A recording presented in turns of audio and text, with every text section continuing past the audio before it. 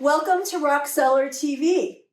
I am here with the incredible Blondie Chaplin. Oh dear. Hello, Blondie. Hi, how are you What doing? an honor it is to meet you and to work with you, to be working with you in a few days, basically. Thank you very much. For those who don't know, Blondie has decades of experience singing, performing alongside some of the most recognizable names in the music industry. That would include the Rolling Stones, the Beach Boys, the Byrds, Danko, Jeff Beck, and he was a longtime member of the Brian Wilson Band up until pretty recently. Yeah. So let's go back. Okay. You're originally from South Africa? Durban, South Africa. Mm-hmm. So tell us a little bit about the work you did with that band called The Flames. Wow. Well, you know, through the apartheid time, we got a good following doing like R&B soul stuff. You know, Sam Cooke, Otis Redding, Arthur Conley, you know, stuff like that. And we did a couple of albums, you know, just all soul music covers that, you know, For Your Precious Love, the Jerry Butler song, but we did an Oscar Tony Jr. version. They still play it on the radio now. Wow. Still amazing. So we got pretty popular, broke down a few barriers as far as apartheid, but, you know, still get followed everywhere you went, you know, so you didn't fraternize with the other side, so to speak. But we were a very, very popular band and a very good one at that time. So this band somehow connected to the Beach Boys or one of the Beach Boys? I think we left South Africa, I don't know what year it was, probably 68, 69, and went to London and started playing over there. And we were playing at a club called the Blazers. And one evening, I think Al Jardine is the one who saw us first. I think he came there with Mike looking, I think they had heard this good band was from South Africa was playing. But things moved along quicker when Carl came to see us. And that's who was instrumental, well, with the other guys, but he took a hand in, you know, putting us in the studio. And we were green, you know what I mean? But just being in America to do our album, and Carl had a lot to do with it. So you guys were all pretty young, huh? I think I was 19 when I got Oh my here. goodness. God, 19, jeez. So that connection... Many lifetimes. Yeah, but that connection led you to actually becoming a member of the Beach Boys.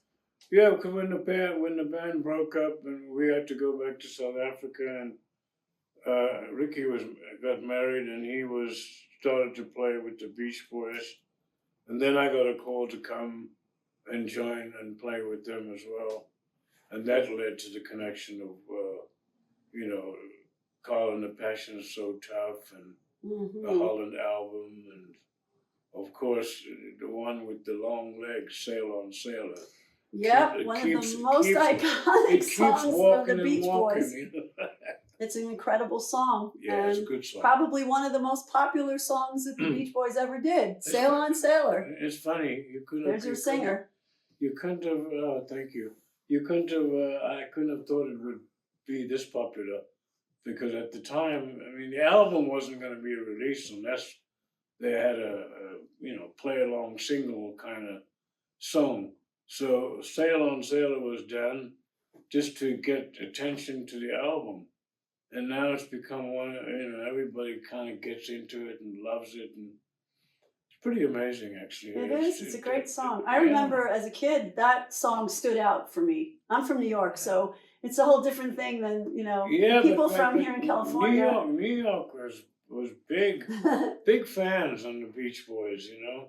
I remember when we started playing on tour with them, we always had great audiences on the East Coast. You probably one of them. I may have been. So much later on, you began working with the legendary Brian Wilson in his in his solo band, right? Yeah, Until just a few years when the band stopped touring. yeah. So do you have any stories you'd like to share with us about those road times? Oh man, he's a good guy. You know, just a a good person. You know, I don't think Brian had a bad bone in his body, but it's just it's all music, and that was a lot of fun just being on the road with him and just seeing him every day. You know, he didn't talk so much, but you know, he loved his group and his band, and what used to crack us up, or crack Al and I up, was you know when we get into airports and everything, and then when he had his couple of back operations, it was hard. So it was we used to all get together and go, hey, we got to follow the chair, because he would get, you know, they would push him around, and he would get.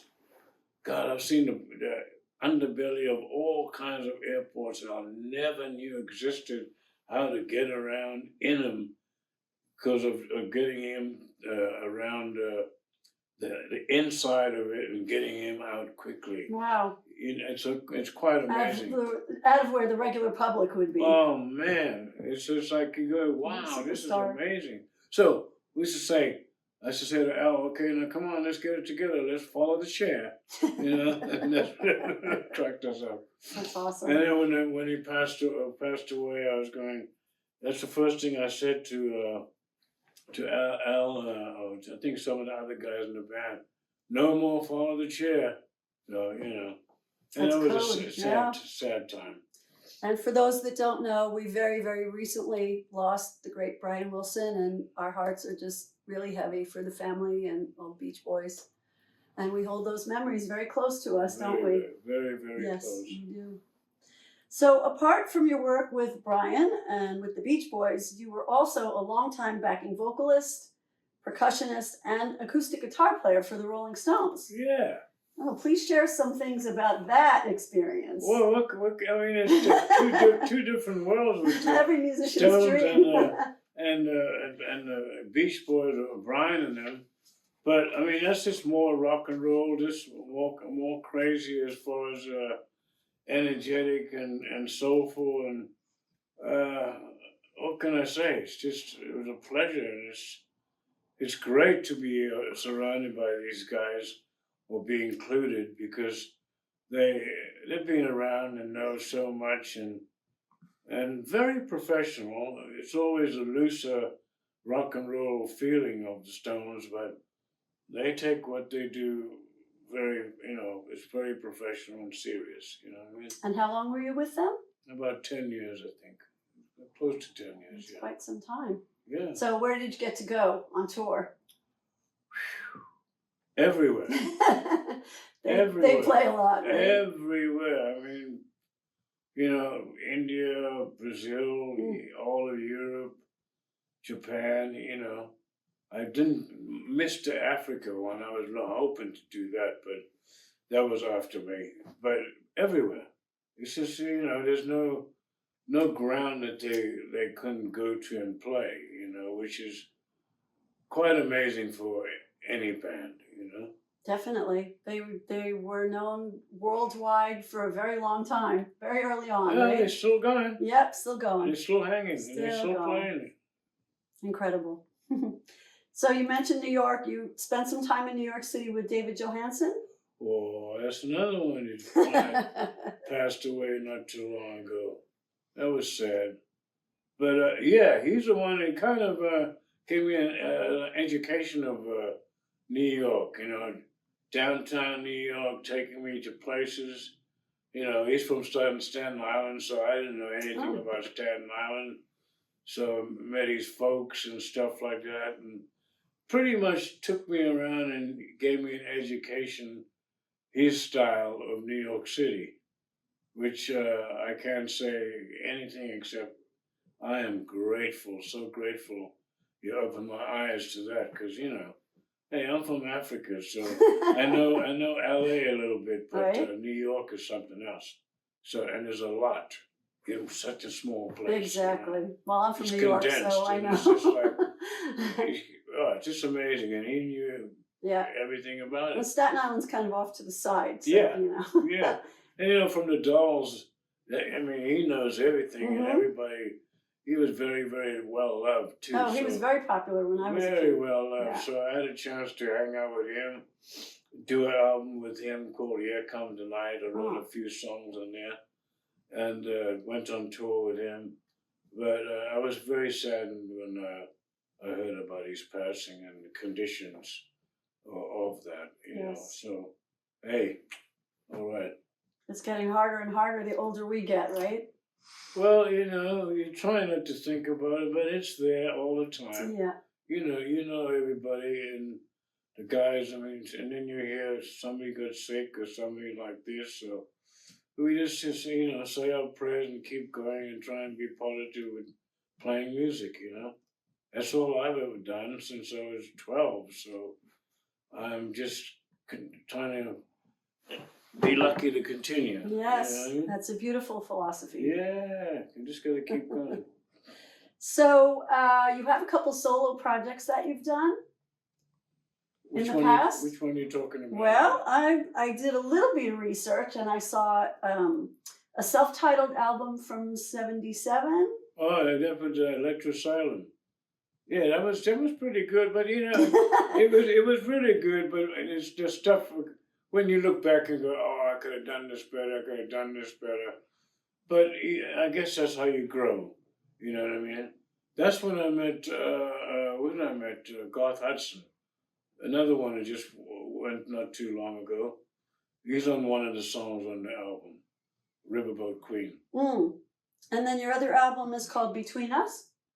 Between Us, mostly this kind of mostly acoustic, not acoustic album, but acoustic driven. Mm-hmm. You know, the other one was more guitar. This one was more acoustic driven, and I'm hoping to get another one out soon, but with my name on it. So yeah. Now. Yeah, we'll talk about that in a minute. So just you were involved with the band with some projects. You know, it's when Richard passed away, and that was another. I don't mean to talk about all these guys that are just You took their place. gone, but you know, it was just a tough time for them, and they just, you know, I think they just needed a buddy that they knew that could come in, fill in a little bit, play a little foot pedal on the drums, do a little singing, and that knew them pretty well because they were very, very, what do you call it, tender. You know, when I got off the plane, went to the bus to get into the bus and say hi to them. Richard, I think, had just passed not too long ago, and it was really, really, you could tell the pain, and very sensitive. So I think they trusted me to, you know, be open, and you know, I could feel their pain, and they didn't mind sharing it with somebody they knew. You know. Oh, that's beautiful. Yeah. And at the same time, knowing that they had to keep moving forward. Yeah, exactly, career exactly. And they, you know, I think they liked me as I played, and I was very flattered that they asked me to come out and hang out, you know. So you knew each other before, or it was a referral, or how does that work? Well, I knew them from the Last Waltz. When I was recording the Electrosylum album in '77, they were doing, I think they were doing the Last Waltz. Mm-hmm. The engineer that was doing my album, so co-produced it with me, Rob Fraboni, was the engineer on that. And that's how I met Rick Danko. And then I played a little bit on his album, and that was the connection to the band. Got it. Which brings me to my next mention about many collaborations that you've done between Rick Danko, the Byrds, Andrew Morse. The Byrds wasn't like the Byrds. It was like a celebration of the Byrds' music, and people took it like, oh, I was in the Byrds. It wasn't. I wasn't in the Byrds. It was just celebrating their music, and they had me do Sail on Sailor and go on road with them. So I just wanted to make that clear, Got it. And were there some, you write songs, right? So Yeah. there were some collaborations with people for songwriting? You mean at that time or any time? Anytime. I did some stuff with a guy that played drums for Letterman show, Anton Fig. Oh, yeah. It's and on one of the songs, if you can find it, Brian came in and did all vocals on one song. Oh, wow. Because Where Is the Love? If you find that, you'll have a great time listening to his vocal arrangement. It's quite amazing. Very Quite cool. amazing. What about Charlie Sexton? What did you do with him? That was this. This is when I met Ah. Charlie Sexton on Tasty Kings. So this is your new project that you're doing as the featured vocalist. I'm the featured vocalist. So talk about this album. I came in to Nice do artwork. Well, the album was recorded, and most of the songs were recorded. Andrew Morse and all the great guys on there. That's when I met Charlie Sexton. And then I came in to just give it a shot. Andrew wanted to hear my voice on a couple of songs, and I ended up doing the whole album. Mm-hmm. So, and the rest is history. well, kind of, and I think he liked how my voice fitted in with his songs, and gave it some life, as he says, So it's called Native Tongue, Tasty Kings with Blondie Chaplin, Native Tongue. And there is a featured video. Yes. Done by Jacques Norde. And this is the name of the song, right? Maybe I'm a Queen. That's it. That's the name of the song. If anybody gets a chance to check it out, it is a great video. It's pretty cool. Great song. And they wanted it when they were talking about what song we should do a video of. I said, do the Queen song. Maybe I'm a Queen. Now your daughter had some kind of involvement with the video, or what? I heard your. She was just there to take care of my clothes, make sure my makeup was okay, and hey Poppy, you're looking good. Put this on, try this on. She brought the clothes down. We did some of it. Actually, we did most of it. I think at the Marmont. I think that's no, we didn't do it. We couldn't get in there. We did it in Santa Monica Con. I can't remember the name of the place, but in the penthouse of anyway, Rob might know, or maybe he doesn't. I got him on the spot. But anyway, I think it's called the Embassy. A nice old building.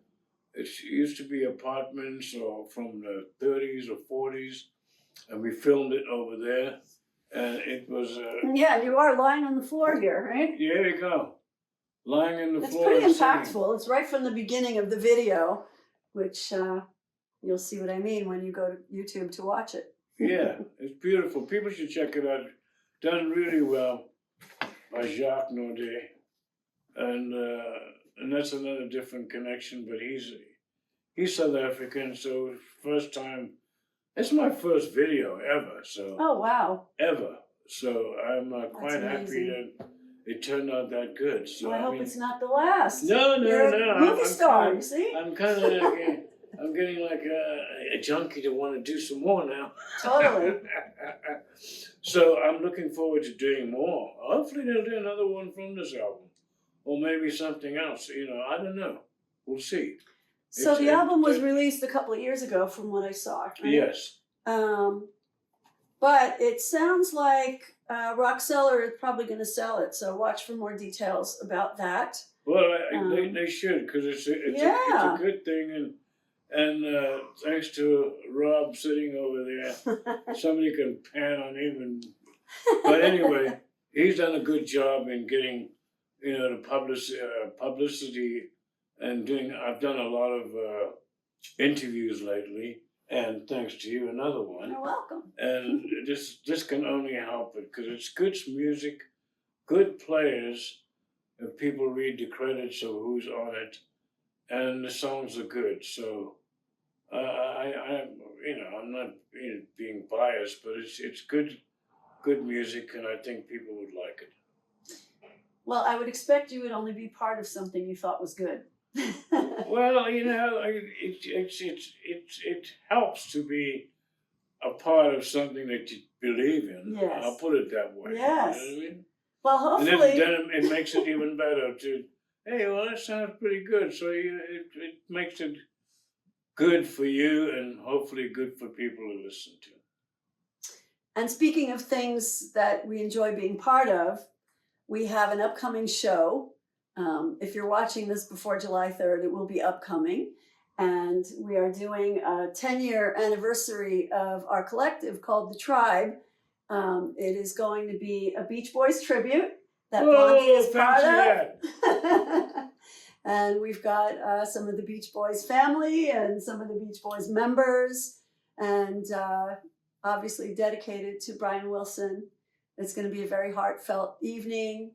Oh boy, certainly yeah, will. It's It going will to be an intense for, evening. I think for everybody in there. And proceeds are being raised for the Get Together Foundation, which is the organization that Rock Cellar supports. And we do great work. We help homeless children and families with Get Together Foundation's work. We partner with several community-based organizations as well. Yeah, I'm happy to be a part of that too. It's fantastic. We did a fire relief. Crisis relief happens, the drop of a hat, something happens. And so we raise money so we have it so that we can give it as soon as possible. Good, It's going to be a great event at the Canyon Club in Agora Hills. Yeah, come on down. July 3rd. Yeah, there's limited seating left. So yeah, come on down anyway. Yeah. Well, Blondie, is there anything else that you would like to talk about or mention? No, I think you covered it pretty good Cool. right now. I'm just happy to be here talking to you and being involved with Rock Cellar and being involved with this album. And hopefully we'll do more. And I'm looking forward to July 3rd. So are we. Hey, rock up. And thanks for coming all the way up here to Rock Cellar Studios to have a visit for the first time. I know, it took me our an hour office. and a half, but big deal. It's worth it to come all this way for this kind of vibe. That's great. Yeah. Thank you so much. Oh, you're welcome, man. And before we sign off, my name is Lauri Reimer. On behalf of Rock Cellar TV, I do want to give a big, deep condolence to the Wilson family on behalf of Rock Cellar, Get Together Foundation, to all Brian Wilson's family, to the Beach Boys, to the global fan base. This is a really difficult time. I'm tearing up. Yeah, I've been already, so I'm just like, It's something. oh man, look, I'm coming, get this done. No. But the good thing is he left an incredible catalog. What a of vibe. And gorgeous and music. to be around the guys, just, there wasn't a day went by where you just didn't, I look at him and go, wow. Hi, Brian.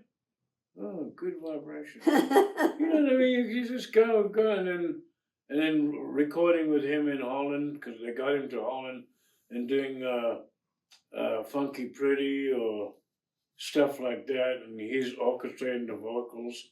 And oh yeah, Holland, you were there, I was there. So it's just a fantastic feeling, and he's resting now. Yes. He gave us an awful. As I like to say, he's so second much, to none. So much. The music is so beautiful and it will stand the test of time for sure. Yeah. Generations to come in all kinds of, ways that people interpret and from, just how it makes people feel. Good vibe. Good vibration. Lovely. Thank you all very much. Signing off now. Thank you, Blondie. Yeah, you're welcome. Thank you. Thank you.